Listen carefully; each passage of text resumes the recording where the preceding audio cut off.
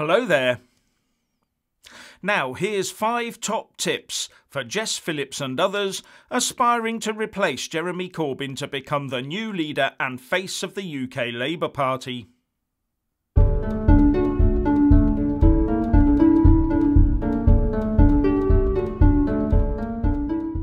Firstly, as ever, please kick that YouTube algorithm up the jacksie by giving this video a big fat like.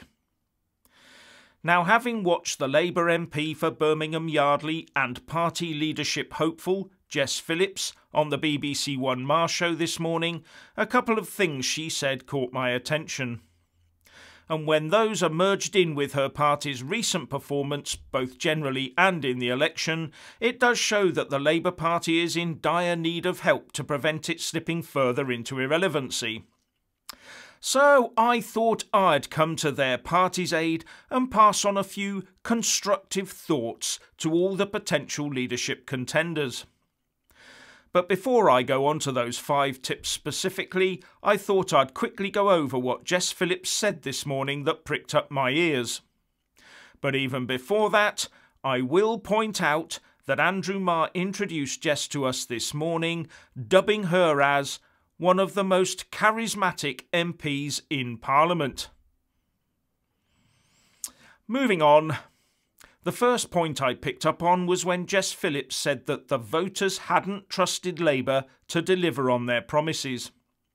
And the second was when she said that although she represented a Leave constituency, she campaigned for Remain because she thought that was the best thing for her constituencies and for the country, and she wasn't just going to change her mind on that.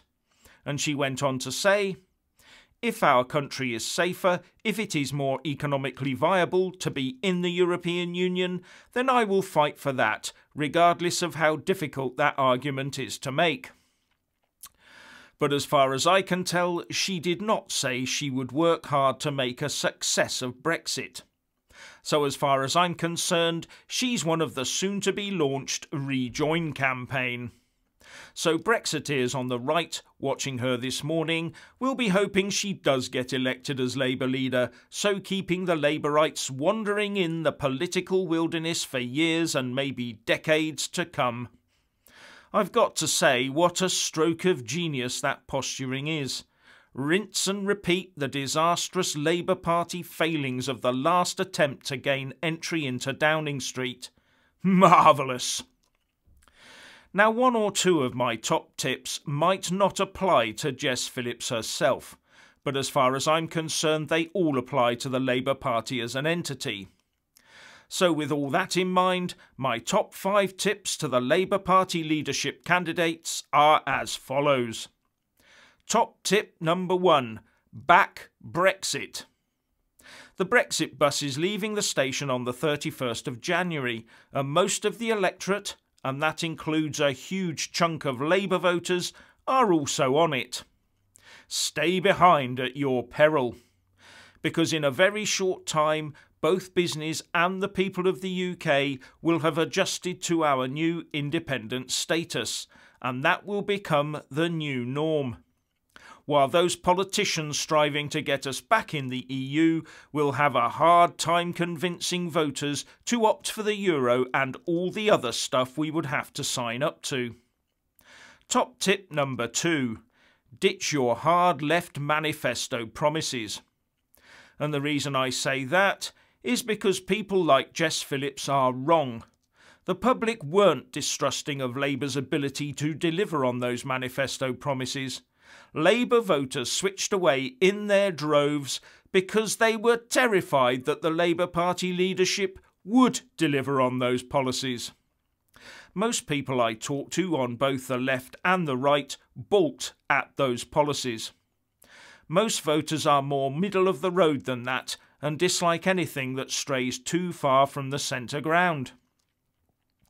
Top tip number 3. Treat all religions equally within your party. Because if you do that, people might then actually start believing the rest of your equality rhetoric. How can people trust words on equality when they can see a blatant disregard of it over one issue within the party structure itself? Top tip number 4.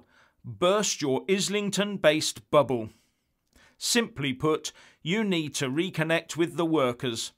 And that means getting out of the Westminster and Islington bubbles and once again listening to the masses that some of you still think you own.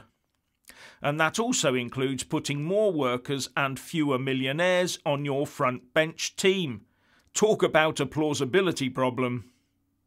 Top tip number 5, and this one is really important. Openly love your country and the people who live in it.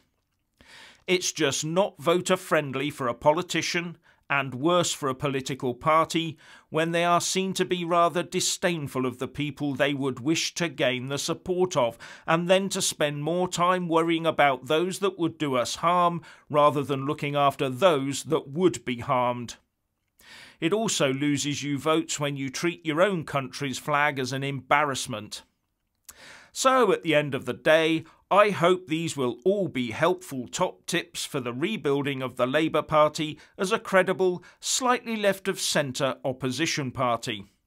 If they're listening, that is. And if you want to hear more from me, please don't forget to subscribe and also press the little bell or you won't get notifications. Anyway, what do you think? Have you got any tips for the Labour Party? Please share and comment, and thank you for watching.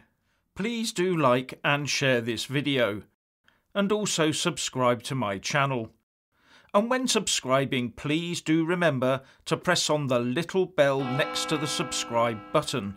That way you'll get an alert every single time I put up a new video. And thank you very much for watching.